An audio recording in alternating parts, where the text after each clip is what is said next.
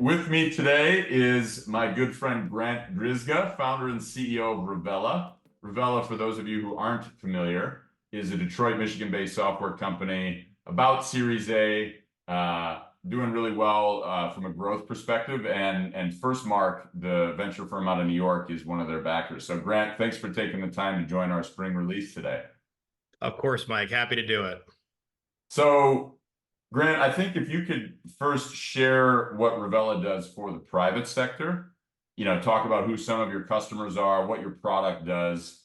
That'll kind of set the context for what'll come next about how you're working with public sector. Absolutely happy to do that. So, Revela, first and foremost, is a property management software company. We started the business about 10 years ago, so we'll be 10 years old in July. And our primary lines of business are accounting, enterprise resource planning, tracking work orders, managing projects.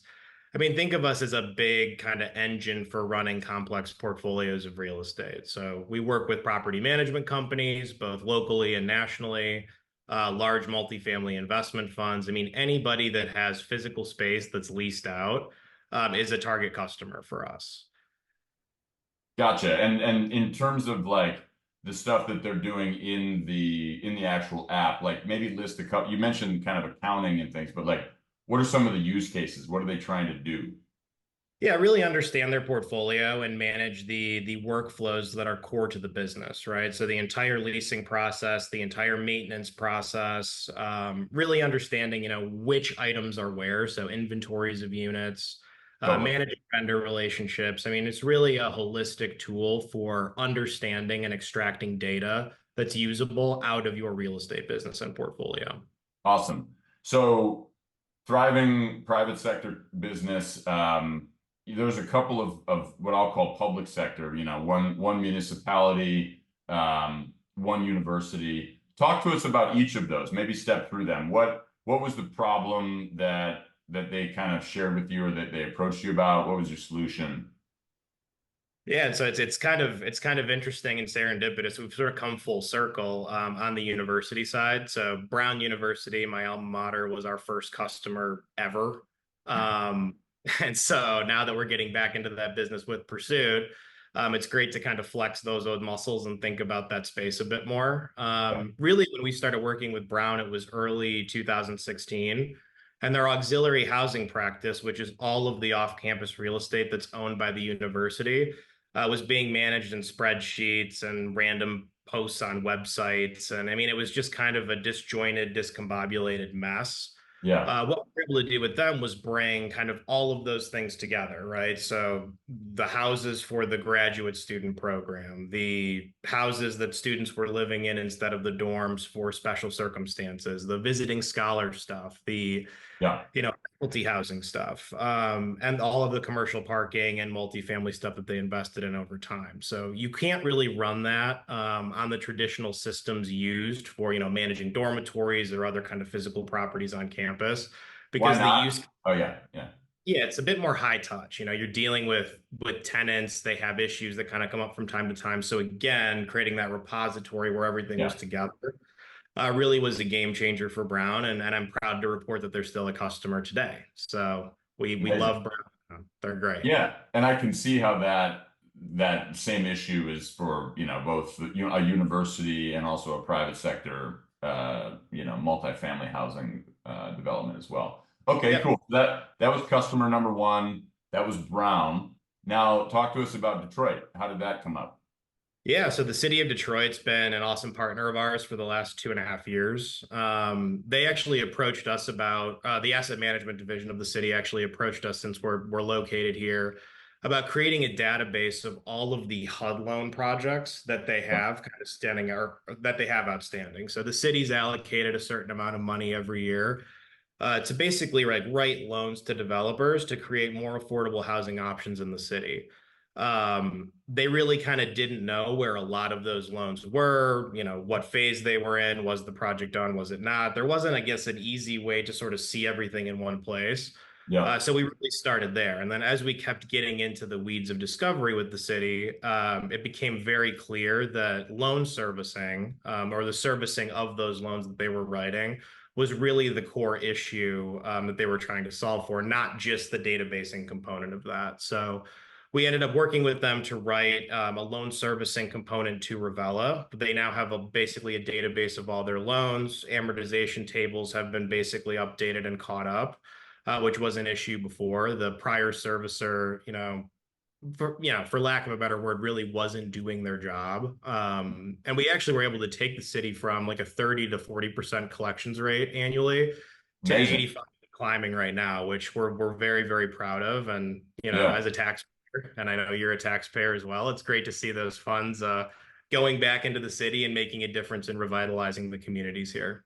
Absolutely. That's a great case study. Actual better collections on tax revenue, like kids benefit from that, roads benefit from that, public buildings benefit. There's so many good things that happen for the city of Detroit. So congrats on that. And so it sounds like in both of those cases, is it fair to say that they were like pretty opportunistic? Oh, absolutely. Brown, I was kind of as an alumni, just sort of nudging, like, "Hey, I'm doing this thing. Could you help us out?" So eventually, after a few LinkedIn messages back and forth, we got there. And once the need was kind of made apparent and scoped Yeah. within the university, and then yeah, with the city, I mean, it was just a cold outreach, through the link on our website. They reached out to you, yeah. Yep. So so the product that you were offering in the commercial or private sector was relatively easily, I'll say, ported over into the public sector. How much product work did you have to do behind the scenes? For the university space, not very much at all. For loan servicing, we did have to build out basically the infrastructure to have statements, mail statements, again, like that was more of a build process. But ultimately it's valuable because we were able to take a lot of the work we did for the city of Detroit and actually use it with private sector clients as well. So there was a, Awesome. definable need sort of in both spaces, and it really worked out well. That's super cool. And I think, that's something that we at Pursuit hope to do a little bit more. So I guess walk us through your thought process of, you had you had a university contract, and you had a municipal contract. You could have built your own sales team and said, like, we're going to go after this. Did you think about that? Like, why work with Pursuit in the early days? Oh, I spent many nights up very late thinking about that.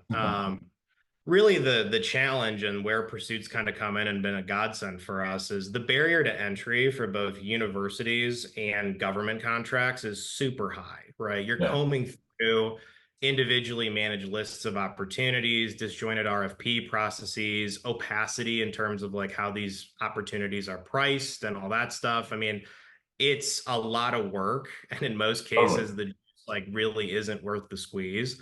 So taking out sort of that upfront legwork of like, hey, what is every municipality in the country, or what is a Right. list of every university in the country, and who can we reach out to that would be target for us for the product that we have. It's just easier to go to like, hey, property management companies near me, let's send out some emails, let's close some deals, and let's move on. So Yeah, right. say working with Pursuit to really fill that top of funnel and work those leads early has created a bunch of opportunities for us in a relatively short amount of time, which has been awesome. Yeah. Yeah. Yeah, totally. I think the way we think about that is kind of research, test, scale, right? So, when we first started working together, your team was super helpful sitting down and understanding what's the pitch, what's the problem, who's the buyer, what exactly is the pain that they deal with on a daily basis, why do they care, what are they motivated to do, all the kind of food for thought that anyone trying to, go out and book appointments would need.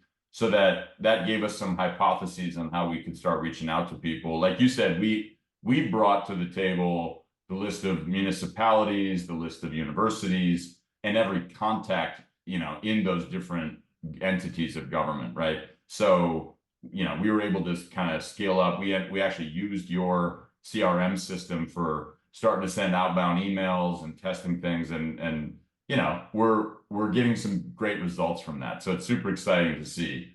Well, Um, I'll say as a happy customer, right? It's sort of like manna from 11, seeing the pursuit system, continue to upload more opportunities, find more potential people that we can do business with, and it's all automated. I mean, it's really, really quite cool to just log into our CRM and see, oh wow, we made 500 new company records, and each one is basically qualified and ready to go. Yeah, yeah, totally. So, and then if we can repeat the same thing that you were able, the value that you were able to do with Detroit and with Brown, I'll be a happy guy when I'm an old man. That's a meaningful contribution to our country. So kind of running with the theme of how might your government, kind of focus the government sector of your business evolve. How do you like walk through a couple of scenarios there? Like, let's say over the next 6 months, you do win some more deals. What, like, would you imagine you'd start to build out a sales team of AEs who are specifically focused on government? How much, like, how much would you have to like market Revela as a company facing the public sector versus private? What are some differences that you might think through there? Yeah, I think eventually it makes sense to bring in a few AEs to actually work and kind of close the deals. Really, the top of funnel piece, you guys are doing such an awesome job with that it really doesn't make sense to go in a different direction there. Yeah, so I mean, I think that from my perspective, we want to do more government business. The government obviously makes it very difficult to do business with them. What Yeah, I'd say the pursuit solution does for us is it makes it easy and it removes a lot of those. I mean, I said it before, but a lot of those barriers to entry that companies in a similar position to us just you don't have the bandwidth internally to overcome. So yeah. a tagline for you, Mike, could be make working with the government easy because Yeah, that's well, done. that is like that's literally our tagline. I say we like to our mission is to make working with government easy, and it's now we're focused on like the business development side of pre-sale, and you and I both know as founders like it's better to focus on a really small part of a broader problem and nail that first, and then expand out, and so that's where.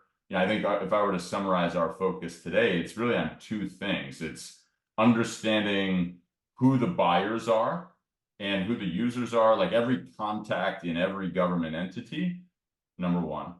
Number two, it is, and this is relatively new, and as we get more data with Revela, this will start to really sing, I think. But the second part of it is based on who you're what deals you're marking closed won and closed lost that teaches us, right? So for instance, in the city of Detroit, a city that gets a lot of HUD loan volume, the HUD database is public, right? So if you're able to watch how the loan volumes are being allocated from states and then down to cities, that is one factor in determining your outreach, right? And there are many, many others. If you're a software company, there's a regulation now as of 2022 where every municipality, county, every public entity in the country, they have to produce an annual comprehensive financial report each year that actually literally says what they're spending on software, which before that was not a thing. So now if you know, hey, these people have a lot of HUD loan volume and they're actually a pretty good buyer of software, those are two factors that would say Revela should be reaching out to them. And then, like we said, we got all the contact data. So our hope is that we can massively scale up the productivity for you on the outbound side. But then later on, there's a lot of other work that we'll do related to, RFP response and contract negotiation and compliance. There's issues all over the place. But I'm really grateful because one thing that I hope others hear when they hear you talk is it's not as hard as it used to be to begin to work with government entities. And I think the country would really benefit from people who kind of woke up to that idea and broadened their, the scope of their business to serve public sector as well. So I really appreciate you being with us, Grant, and wish you all the best in the future of Revela. Thanks, Mike. I appreciate it. Same to you.